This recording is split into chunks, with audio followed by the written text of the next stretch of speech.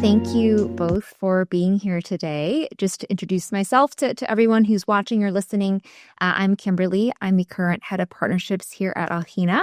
I have with us our CEO and co-founder, Ashu. And joining us today is Mike from Lanctôt. He is the director of e-commerce and marketplace there. So Mike, just to kick things off, Lanctôt has an incredible 70-year history, having been started by a true sports pioneer, Raymond Lanctôt. How does that founder's DNA, that passion for sport and that quest for excellence, still shape the company's culture and strategic decisions today as you navigate, what is obviously a very different digital-first world? Absolutely. Funny enough, I bring this up very often, actually, since I joined the company about 4 years ago.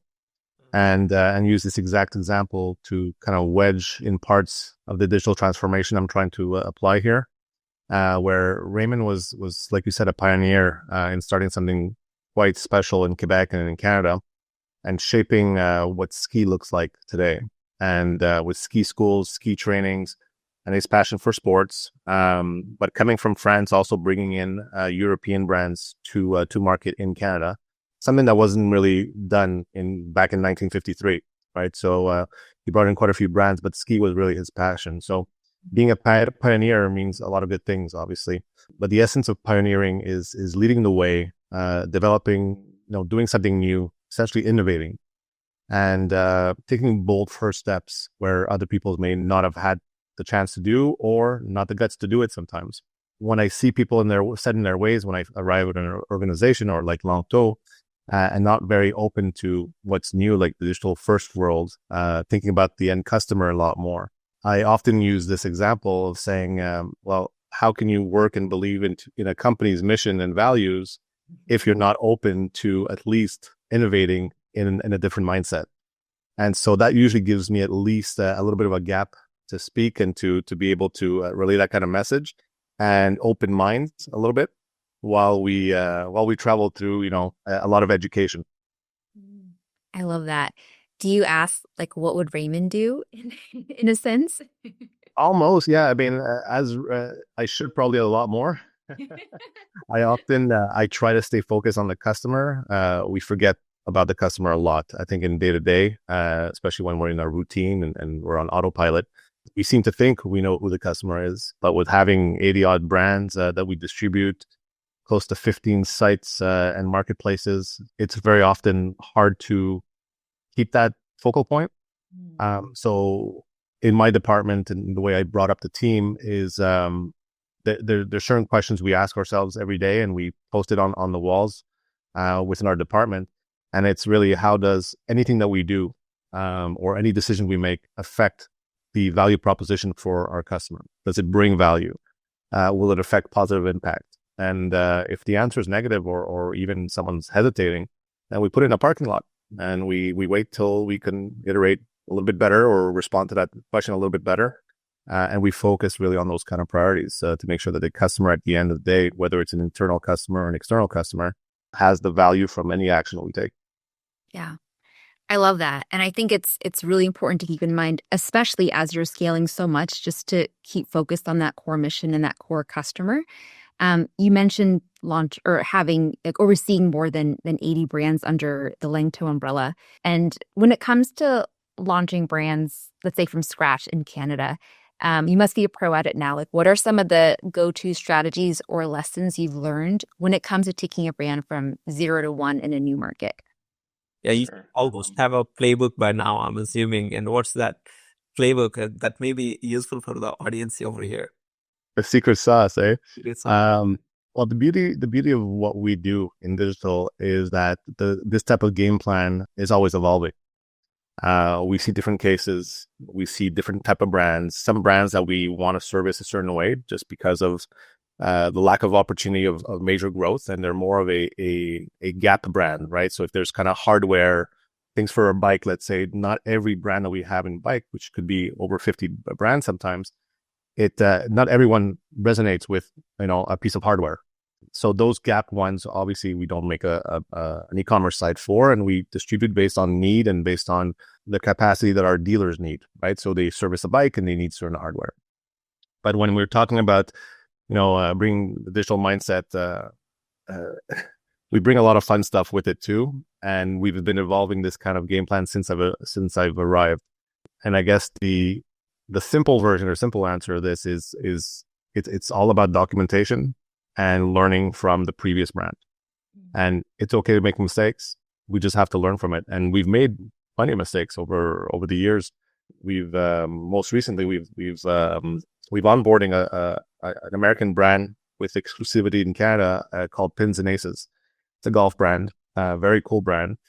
And instead of following what we wanted to do in terms of our document and what we've learned, we tried to go a little too fast. And we were very excited about, having either new sales or being able to receive this product fast and then distribute it and then start a website.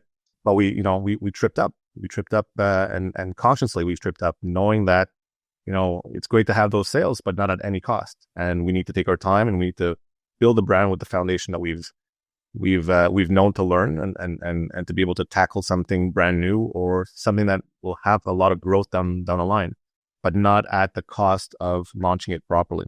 In a lot of different pilot projects, so when we really establish the need of a brand and what we want to invest in it, we put it in kind of buckets and we determine what it needs. What kind of marketing support does it need? What kind of branding? What kind of digital components does it need, if any? Does it need a website? Does it need to be on marketplaces? Are we creating a need or are we fulfilling a need? And so those questions are all come answered around the table now that we've struck an agreement in essence of having a mini committee to decide these things, to ensure that we're putting the right resources at the right place. As Ash should know, we're also a very small team. We're very nimble, which comes with great advantages, but also we have to be careful. We can't act like a group or a bigger company that we're not. And we can't just throw resources out the window because every hour counts in what we do, both on the B2B side and on the direct-to-consumer side. When it comes to, let's say, positioning an international brand in Canadian market, how much of input do you take from the parent brands that are operating on an international basis? And I'm assuming there is a lot of give and take at that point when you're launching. How's that interaction? Yeah, so we work. So the way I decided to work here is a lot of partnership. And originally, a lot of these brands did not want us to go direct to consumer. They didn't know any different, right? They were afraid of what the unknown is. And so we proved a lot of different people wrong, and we went ahead and we did our thing, and it really created that kind of brand identity that they wanted, because we didn't change any of the branding. We just were the voice of it. And with all these different channels nowadays and different ways of communicating with customers or finding customers, what we really wanted to do is set the stage properly, to be able to convey that confidence and that trust in the brand, in the reputation, obviously not damaging it, but that created a lot of trust within our partnership. And now a lot of these brands are coming back to us and saying, we want to do this in every country. Can you help us? Can you give us that kind of playbook? Or can you, can you be part of quarterly meetings so that we can see how we can improve based on your knowledge or your best practices and so on? So it's become, it's a lot of relationship building and trust between both of us, both the parties, that distribute or sell, and the corporate brand, because they do hold that branding, close to the heart. The other thing is, once we build that trust, is communication, ensuring that our teams communicate very often. We have a lot of learnings, so it really helps within our country or our geographic location where we distribute or sell.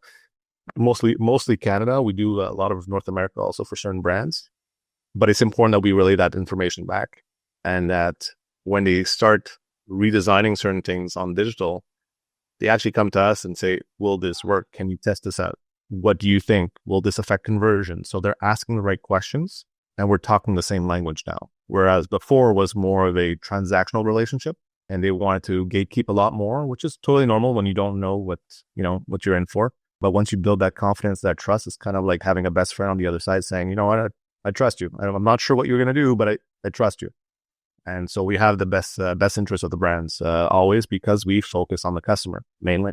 So I think what I'm hearing is how important it is for your team to be very strategic and to keep the customer in mind. It also sounds like that I hear that pioneer DNA kind of still, there, like you're leading organizations through change and not being afraid to be that front runner. Let's shift gears a little bit, and I think it's a good segue into talking about AI. As a company, I'm sure you've navigated multiple shifts in commerce, from traditional wholesale to DTC, from online marketplaces to omni-channel retail.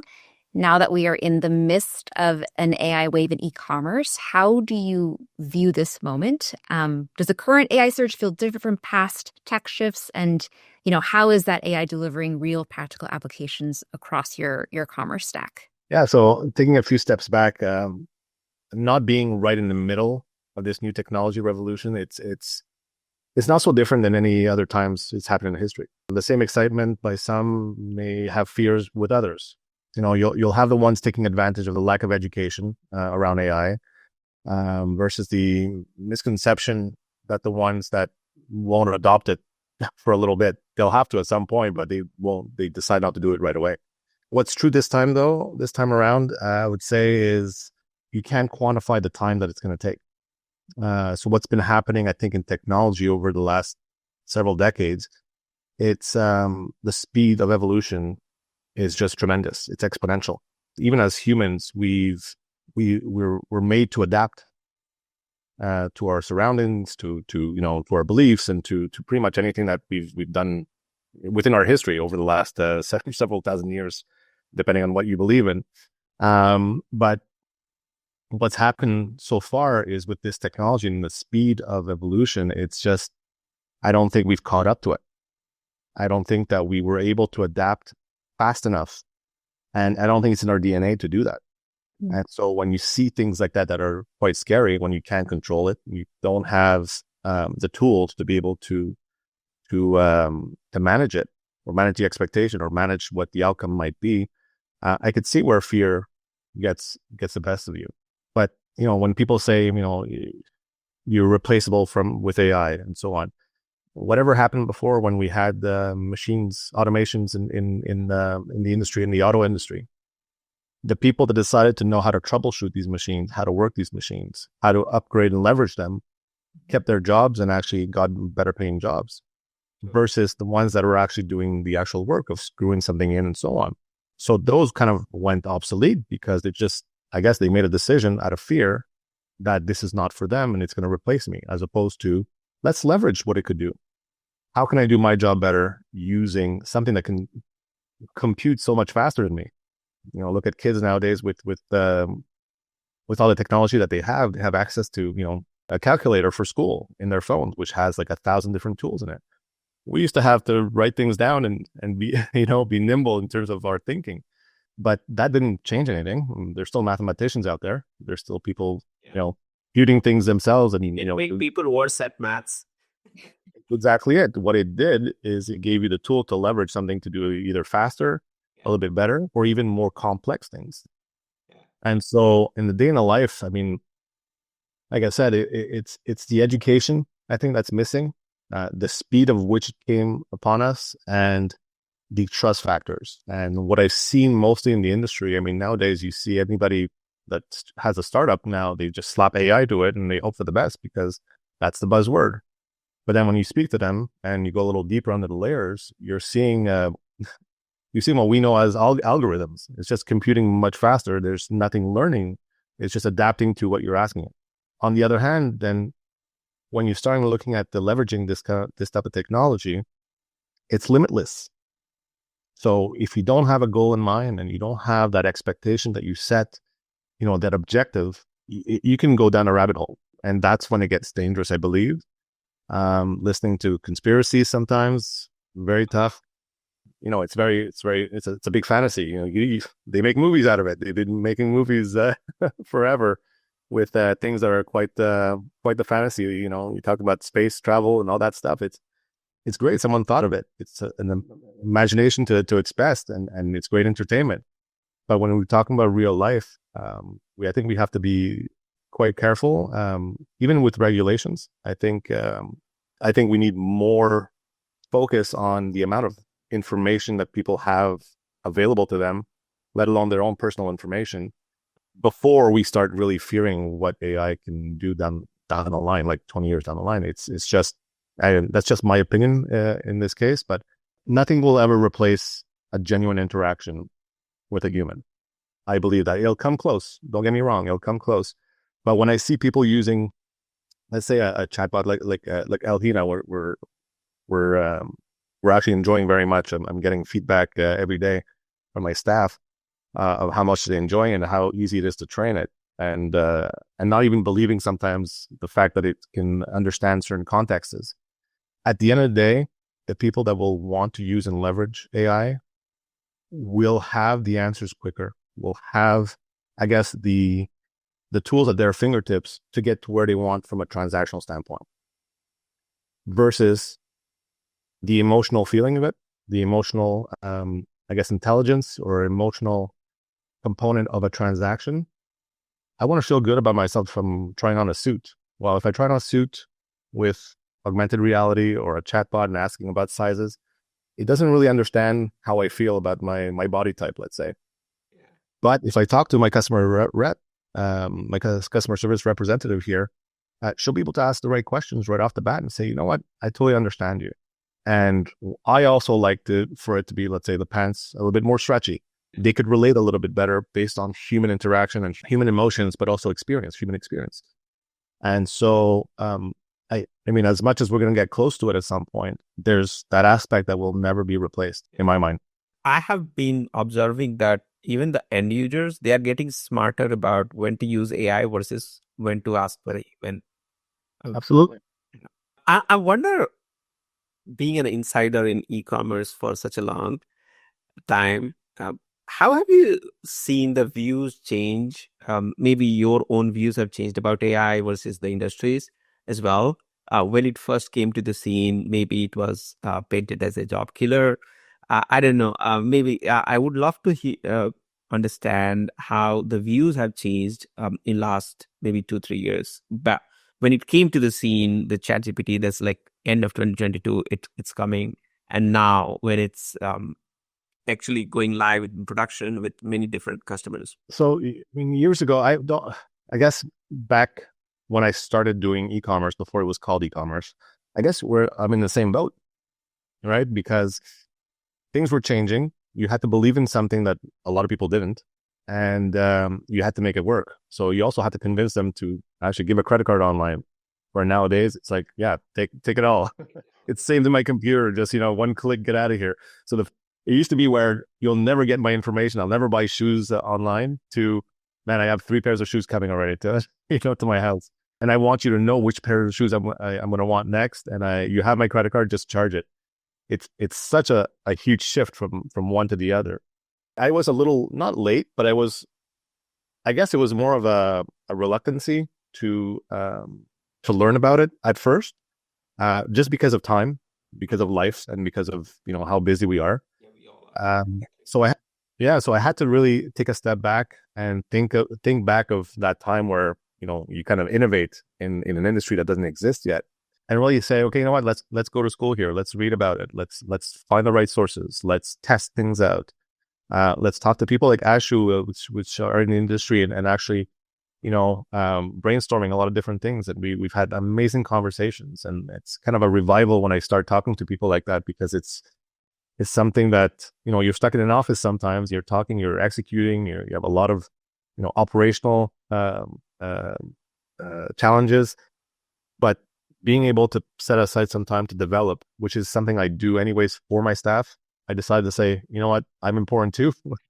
I'll do that for I'll do it for myself instead of devoting all that time and saying, well, I got to develop myself too. This is just part of another tool that's out there. And, it's like learning a new code and how to leverage it. And then you want to dream, you want to dream a little bit and decide for yourself, how far would you like to take it? Like I said before, with a goal in mind or an objective, not to fall down that rabbit hole, and see where, like we talked before, actually, where e-commerce is going down in the future, and conversational commerce. I mean, chatbots are there.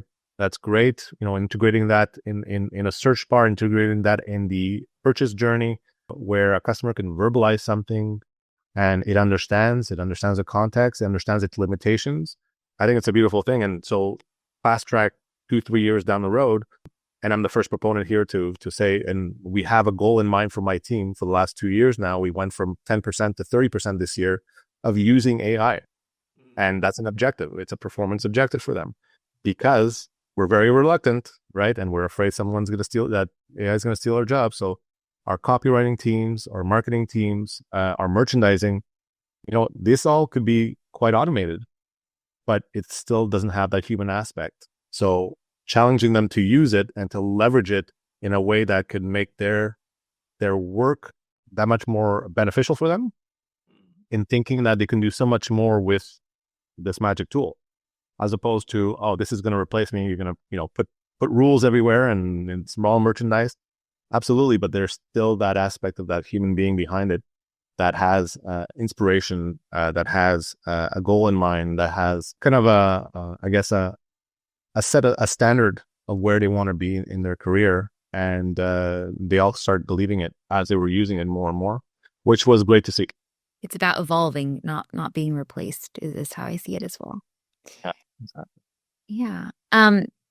Since you mentioned Alhena, thinking back to the time before you decided to bring on an AI solution specifically for customer support and for as a shopping concierge, was there a specific challenge or tipping point when you realized that particular tool would be very helpful to bring on? No, it was always part of the game plan and the vision.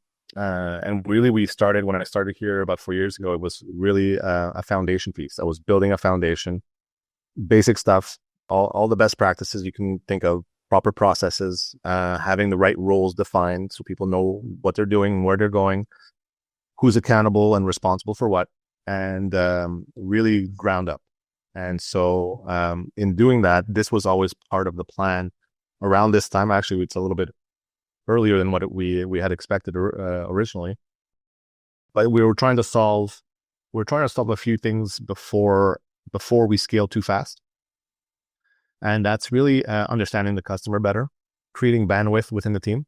That's a big one. So we can always, throw in 2-3 more headcounts, but is that really the right thing to do? Increasing client touch points, service coverages. So 24/7, we have Alhena running, and it knows when our human is there to escalate, which is an amazing touch point to have. We've never had that before. So the customers feel taken care of. Reducing onboarding time also for customer service employees, and then affecting customer satisfaction and micro conversions. And so when we started testing out chats before, non-AI driven chats, they saw the workload, they saw the benefits, but they also saw the workload. And they came to me and said, can we automate this? I go, yes, it's great. And obviously that was always the plan, but they had to see it for themselves. As opposed to me imposing the automation, they had to see, okay, we have too many brands. I cannot take care of, 12 brands in customer service by doing a touch point for chat, a touch point for email, a touch point for the phone, plus any other projects that we're trying to do. So they came and said, oh, can this be automated? So we worked on whatever original chat we had. And then we came to the point where we knew if we're going to scale, the next step is either adding headcount, which I don't think is always the answer, but going with a motto and not being a hypocrite and saying, well, let's use technology to its fullest. Let's leverage it and let's see how much we can grow without having to add anybody to the team. So that maybe down the line, whether it's 6 months or a year, it might be a very different skill set the team needs versus that headcount for an extra customer service agent.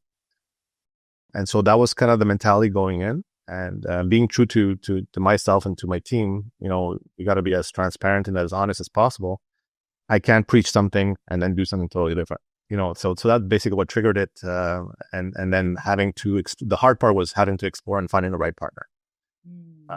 So the right technology is always, there's a lot of good technology out there, but I put as much into a decision for technology as I do in terms of partnerships and relationships.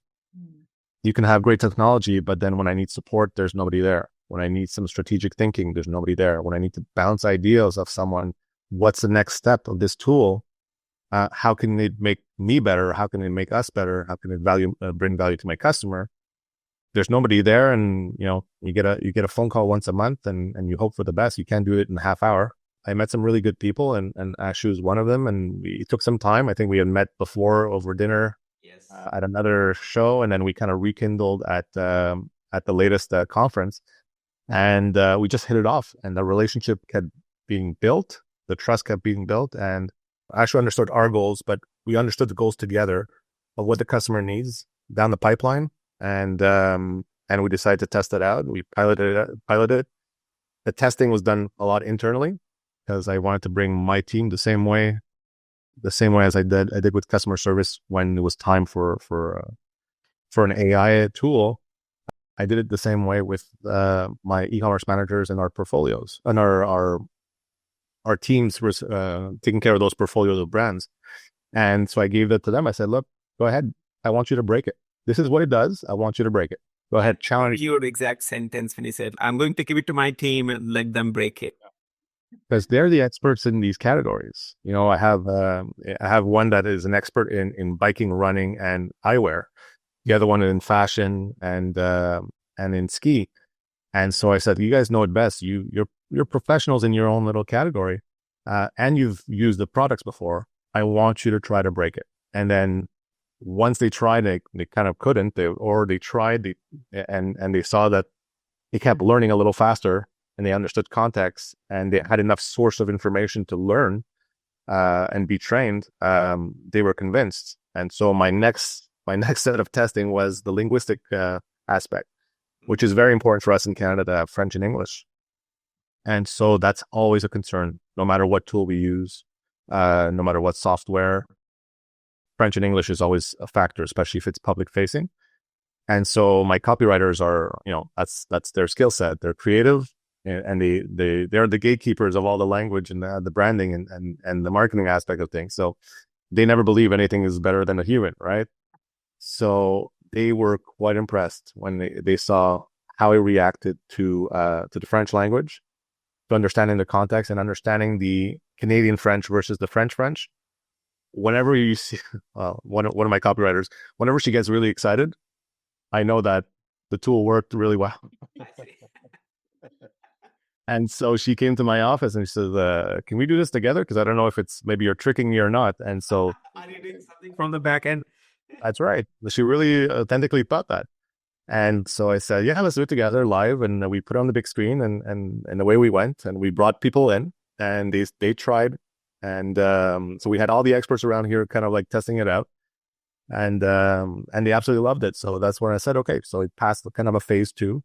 And now we have to go into more of a public facing test. And that's what we did. And we've rolled it out to pretty much all the brands now, including the very last brands and the brands that we are launching shortly. It's already set up and ready to go. Amazing. Can I ask, did you put other chatbots through the same rigor that you tested Alhena? I did, but not a lot made it to a phase 2. I saw a lot of algorithms out there. I saw a lot of out of the box things that, it's an FAQ. It just, that's what I was doing before with the original one, just introduce chat to as a new channel to the team. Yeah, I mean, I can set up an FAQ. I can put all these answers in and automate all these auto replies, and it's not a conversation. It's in a very impersonal transaction. That's what I call it. Yep. So this brings it a step closer to a natural conversation. It brings it a step closer to a customer, yes, not having a human there, but feeling like they matter a bit more than just, go read this. Here's a link. Nobody wants that. I know I can find the shipping policies in the footer. Yeah. But if I'm asking something, I took the time to ask you. It's like, if I called you, Ashu, and says, how do you log in? Well, here's the documentation, and you kind of like dismiss me. That's what it felt it was at one point. And we called it AI, but no, this is not AI. This is just spitting answers out. And so, yeah, a lot of them did not make it to be tested in the same way, put it that way. Yeah. It sounds like this was kind of an initiative that your frontline staff was very bought into. Was it difficult to convince your leadership or other execs that it was worth taking this on? No, I know some people would say like, well, that's surprising because they have to get a lot of approvals. I guess I've done enough in 3.5, 4 years to have a lot of confidence around the office and with my boss and with ownership. But I include them in everything. There's nothing that's kept. This was kind of like the timeline of things where we were going to go. We're talking about we're talking about the customer, and if we're going to walk the walk, well, we got to do it properly. And so, yeah, you jump through hoops here and there. It's normal, finance and budgets, and that's a normal thing to do. But in terms of buy-in, no, because I had them test it also. I at a directors meeting, I put on the big screen. I go, guys, this is what we're doing next. Look how much fun it is. The optical person tried, the bike person tried, the ski person tried, and they're like, wow, that's pretty impressive. So, I'm very forthcoming, and I wanted their feedback, and so it was kind of like unanimous within a half hour that you keep doing your thing.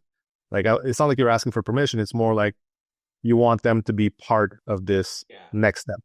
Yeah. And then when you talk to finance and budget or the CFO, of course, certain things matter. Bottom line matters, expenses matter, but when you show that this is part of the next step of evolution of e-commerce, of also B2B down the line, and you show where that can scale and where that can fit in the holistic vision, you can see, especially talking to a CFO, you say, well, we can scale more brands and not have to add headcount. That's a win right there. The speed of execution, the coverage for the customer, the application it could have in on other sites or on other pieces of our platform. I can't wait for us to start using the social media answers, the responses, the email responses. And so you sell the value because you believed in a notion at the onset. And so it wasn't difficult at all. Love that. We've spoken a lot about how your internal team, has found and tested Alhena. Let's bring it back to the customer. How do you find your customers are interacting with the AI assistant in practice? And are there specific moments in their journey as shoppers where you see it making a difference? I see more and more people using it, and they're trusting it more and more. I see a lot of people using it multiple times, which is fun to see, because they sometimes they don't even believe the interaction was with an automation of some sort or with an AI. And so what I'm seeing more and more, it's 80% of those inquiries are the transactional inquiries. My order status, shipping policies, payment policies, return policies, you name it. How to do this, how to do that. Those are all taken care of. Those are what I call really a transactional piece that you shouldn't need anybody for that. It's baked in with our e-commerce platform. It has all the information. It has the history. It's understanding things that the customer needs, and then it spits it back out really quickly. So within seconds, you know what your order status is, and within seconds, it could help you check out. What I've seen more and more, and this is exactly the kind of change we were discussing, Ashu and I, in the future of tools like this should do on an e-commerce site in facilitating shopping, is that they're shopping through it directly. So we've seen great lifts in micro conversions, add to carts, and conversions itself. We haven't seen the lift yet on AOV or UPT, so average order value or units per transaction. And that it's still short. It's only been a couple of months that we've really gone full tilt with it, and I'm sure that's coming. But what we did see is a downtick in time on site and page views. And what we've seen, like usually, that's very alarming for an e-commerce person to see that. That 100%. But when the customer satisfaction and conversions are up and revenues up for interactions with Alhena versus not, you're doing something right.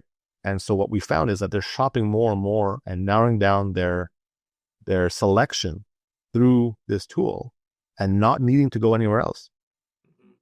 So the navigation, the findability of products is all down to one interaction now, and you're having a conversation. Yeah. So no longer do you have to really think of, oh, how am I going to, you still do, but how am I going to, let's say, sequence my menu? How am I going to sequence my products?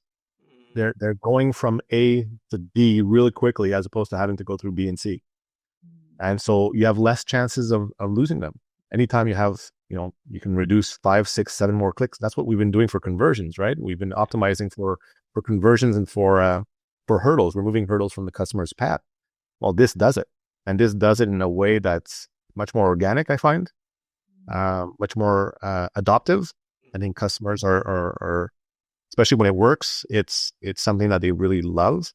And I think this is going to be, we see it with banks, and they have it over the phones where, sometimes it's a little bit hectic. So you really want to speak to someone.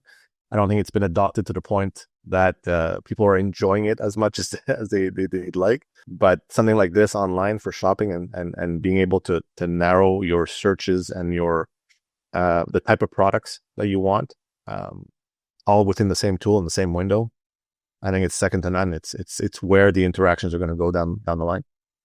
Yeah, I think this is very insightful, and I just want to make sure I understand this well. So we do see conversion lift across the customers. Everyone sees that.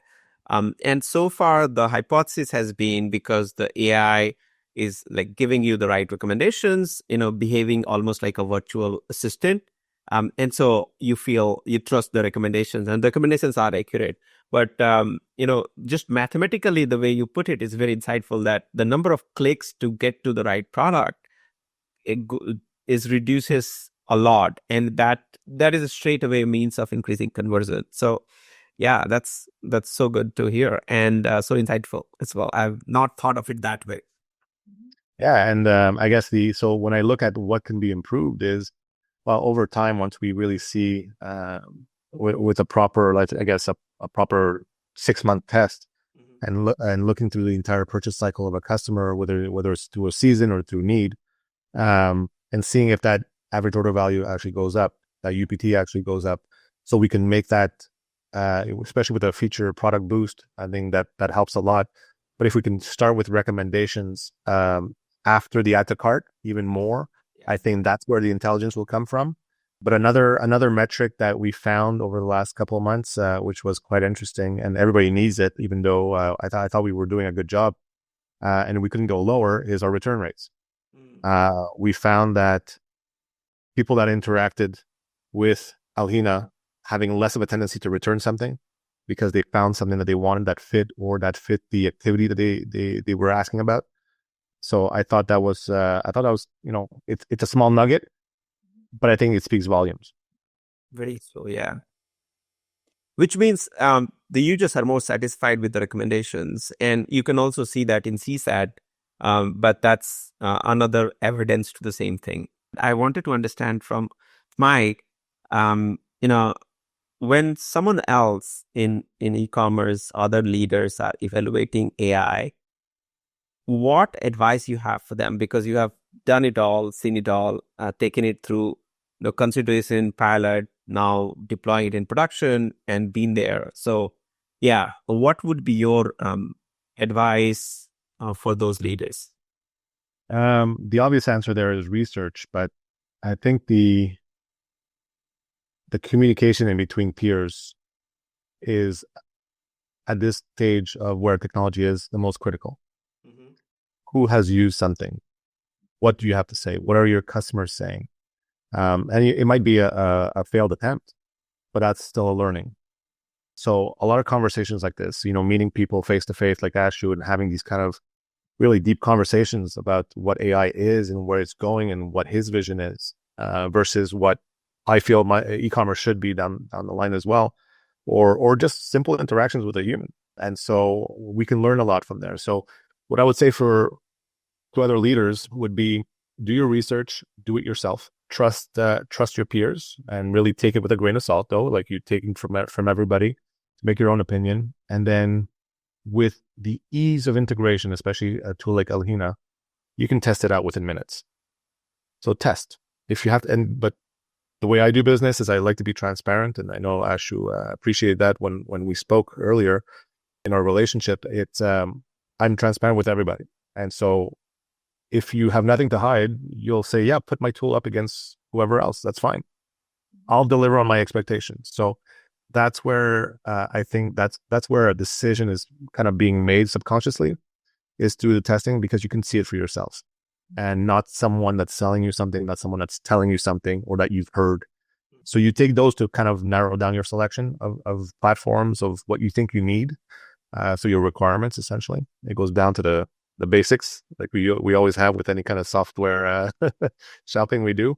But test. It's so easy to test. It's so easy to and we're lucky enough. We didn't speak about this yet, but we're lucky enough to have so many brands. So a lot of people see that as a big challenge, which it has some challenges. It's a lot of brands. It's a lot of specialty that you can't be perfect at everything. But the advantages of having a lot of brands and a lot of different sites is you can test a lot of different things at the same time. And the speed of getting those answers and that insight is that much more critical. And we can apply it very quickly. And we can apply the best practice, what we learned from one to the other, without having to retest it. And so doing something like this and testing this kind of software or this kind of tool, whether it's whether it's a merchandising tool, whether it's a chatbot, do it, put it up against something, but make sure you have specific requirements of what your expectation is, and then evaluate it properly. But you have to be true to yourself, because if you come in with it just saying, well, I want to increase my conversion by 50%, you can't really do that. There's a lot more to it than just one metric. Yeah. And so that's why I like looking at all these little nuggets across, because it matters. Nice. Very, very helpful. Yeah. Final two from my end. One is, this is tangential to AI shopping assistants, which we talked in depth about. But these platforms like ChatGPT, Perplexity, Gemini, the nature of SEO, the nature of internet search is changing. How do you think the brands should prepare for a future like that? Preparation. I think we talked about we adapt as humans, and we're not fast enough to this technology. I think it's just being, having to be open to the possibility of this is happening. And, you prepare the best you can with what you have, but also trying to think down the line so that you don't take a step sideways. I'd rather still go into a direction, even if it's the wrong direction, and learn and then take that step back. But the preparation there is shopping at some point will all be within, I guess, one screen and one interaction, one journey, right? Like one conversation. And so I go on ChatGPT for example, and I start looking for what's the best helmet for biking. I definitely want to be part of it, because I think the future holds not only on websites, that if you're interacting with a platform like that, and if you can check out with everything linked properly to the back end, and you get picked, I mean, you need to have an edge, and the edge might be, best product information, ensuring that you're findable, ensuring that you have all the information that satisfies the demand, kind of like a Google search. I mean, that's how they started, right? They wanted to bring up the most relevant result to get the most clicks, obviously, which is totally normal. But that's a service you're offering to someone that doesn't want to go through 10 pages to find the answer. So I think that the future of it is really being prepared with the right technology, but also understanding the parameters that it's going to take to optimize what needs to be optimized. In terms of SEO, in the past, you had all these backlinks and the right keywords, and you had a structure of the page. I think I think AI is going to look right past all that at some point, and will just bring up the most relevant things that people want, and then bridging that gap of, I don't need you to go to another site to put your card in and to check out. The experience starts and ends with me, right? That chat. And so the preparation, I mean, you got to be nimble, and you got to be flexible, and you got to learn, and then you got to shift really quickly, because what we know today is not what tomorrow holds sometimes, right? Awesome. Last question. If you were not currently in your role at Lanctôt, if you're an alternate universe, what would you be doing instead? Oh, I guess you guys picked that up already. I'm a coach at heart. Um, You are. I think coaching would probably be my life. I do it now with the kids. I do it now with a lot of different sports, be it my daughter at tennis, my son at hockey and baseball, my team in coaching them, for the skill sets and bringing them up a level depending on what they do in marketing and e-commerce. It's inspiring to have an impact, and especially on kids. I do a lot of baseball and hockey coaching, giving that kind of light to a child to be able to believe in themselves and say, like, this is something I couldn't do yesterday, but today I can do it. I think that's just being a good human. I think down deep down inside, that's the impact I love to have. I love to have that kind of impact that person will have that love and confidence that maybe, hopefully, will pass that on to the next person and leave a little bit of a mark, a little bit more positivity out there. I love that. You are a good human. Thank you. Awesome. Well, this has been such a fun and insightful conversation, Mike. Thank you so much for taking the time to chat with us. I appreciate it. Thank you, guys. Yes, really appreciate it, Mike. Thanks for doing this.